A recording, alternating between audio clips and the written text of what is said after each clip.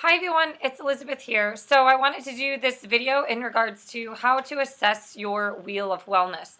So the Wheel of Wellness is a tool or an assessment piece that a lot of health coaches, personal trainers, and wellness practitioners or psychologists offer to their clients to assess where somebody is at in their certain stage of life. So wellness is kind of a misperceived topic because we often think about wellness as being so physical on the physical health as well as the nutritional health plane. But actually, wellness goes beyond like the four walls of a gym or the kitchen, and it encompasses all dimensions that are interconnected in life that provide a well-rounded lifestyle. So the Wheel of Wellness, some people say it has 8 components, other practitioners say it has 7 components, but basically the Wheel of Wellness is a tool for you to assess where you are in 7 or 8 different dimensions of your life. So those dimensions generally include the emotional body, the intellectual, physical, social, environmental, financial, and spiritual. If you include an 8th one, vocational would be kind of the 8th topic. Now, so every Wheel of Wellness is different. And you have, say, something like spiritual wellness, but in the realm of spirituality, there will be these little like microcosms or micro events. So maybe you can assess things like your spiritual or religious beliefs. In vocational, it could be like your satisfaction in your actual workplace, but satisfaction with things like rate of pay. So the whole point of this is not only to bring awareness, but it also increases emotional intelligence because you are assessing various stages of your life throughout your journey of well-being. When you are looking at the emotional wellness piece, the emotional intelligence of the wellness piece, it's the ability to understand yourself and cope with life challenges and to acknowledge and share feelings in a productive manner. So basically, you're looking at what pieces are what pieces are balanced in your life and what parts of your life are imbalanced.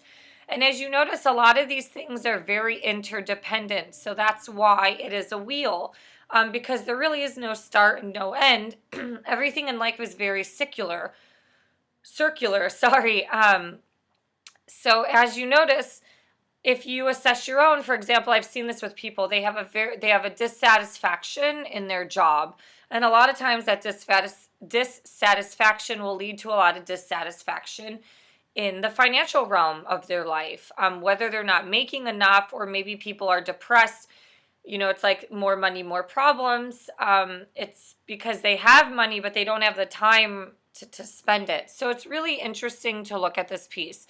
If you are interested in discussing this more, you can obviously email me or contact me on all of my information below or with the blog links below. I can also send you a copy if you're interested in that and assessing it on your own, but I do work with clients on this, so you're more than welcome to contact me if interested. So the Wheel of Wellness, the main 7 parts, I'll just kind of talk about them briefly. So when you're looking at spiritual wellness is a process of understanding your beliefs, your values, your ethics to help guide you in life. So whatever your religion or approach is of spirituality, this is allowing you to spend some time to ask and explore how spiritual wellness has been important in your overall well-being in life. The emotional well-being part of the Wheel of Wellness is maintaining a healthy emotional life that is important to your overall health. So some ways to stay emotionally healthy are ways to manage your stress. So how do you manage your stress? This can go with stress management from the workplace. Are you going to school while you're working? Emotional wellness also includes things like sleep. We think about sleep is a very physical thing, which sleep is lumped under physical wellness. But if you're not getting enough sleep every night, that's going to take a toll on your emotional well-being. The intellectual well-being is just that curiosity or that desire to engage in learning and new things. Obviously, if you're going to school, you're learning new things all the time. Maybe this includes activities such as reading for pleasure, um, bringing awareness on social or political issues, or joining a club like a book club, anything, or continuing education, lifelong learning programs. These things help stimulate your intellectual wellness. So how satisfied are you at your current stage of life? Financial wellness basically are the means of taking steps to live within your current income level, your financial means, and living in and planning for a future of financial health. So a lot of people struggle in this area because they feel like they don't make enough money, but other people are also addicted to consumerism, so they live beyond their means, or they see these big luxurious homes that their friends or their peers, Hollywood stars are living in, and so they desire all of these wants, these luxuries, and a lot of times people live beyond their means. You see this a lot with cars. How many people are buying Teslas that can afford it? A lot of people probably can if they're working for Microsoft and Amazon and making buku bucks at Boeing, but some people are just taking out massive car loans and their income is only like 60 or 70,000 a year. So financial well-being, you can start to improve this by planning financially through creating a budget, reducing your consumeristic spending. So it's kind of learning how to be a healthy and a quote unquote good consumer. Physical well-being. So this involves moving your body physically through exercise, eating well-balanced meals from nutrition, obviously getting sleep, and managing your stress levels. So physical wellness also includes, like, are you doing your annual wellness exams and checkups through mammograms or colonoscopies? Sexual health kind of lumps under this area as well. So if you're married or in a relationship for a long term and the sex life is decreased, this would be an area for you to analyze. This does not promote promiscuity or sexual activity with just anybody, but just talking about sexual health and your overall well-being. Environmental wellness. So this is kind of taking care of your personal surroundings as well as your global environment. In yoga, we talk a lot about the yamas and the niyamas, which is the cleanliness of your inner world with the cleanliness of your personal space. So maybe this includes your spring cleaning, decluttering, or downsizing of the goods that you own. Maybe this includes the environmental, like volunteering to pick up trash or volunteering for social causes. Things like just even cleaning up the park that's across the street. Maybe not necessarily always just going out to clean, but if you see something, you pick it up. All right, we have social wellness, which involves having a strong social network to give you support and guidance when you are feeling stressed or need relief from certain life situations. You need support systems. Support systems can be your wellness professionals in your life, but it also includes your friends. Are your friends healthy and good influences, or are they bad influences? And support systems can also be people at work, your family, your loved ones. Who in your life is adding stress or adding benefit to your life? I've talked about this in other videos before, where relationships should be assets and not a liability. Additionally, relationships can aid in the development of healthy relationships. So for some people, they're in a toxic partnership or toxic marriage, and this provides a lot of awareness of things that they need to work on and change in their marriage. Or if it's a completely horrible and an abusive situation, like living with an alcoholic or living with somebody who is physically abusive, this might bring enough awareness for that person to want to actually exit that environment. Now, if you include the eighth one, it includes vocational. So it is the satisfaction in your work, things like your boss, what you do, are you growing enough in your career?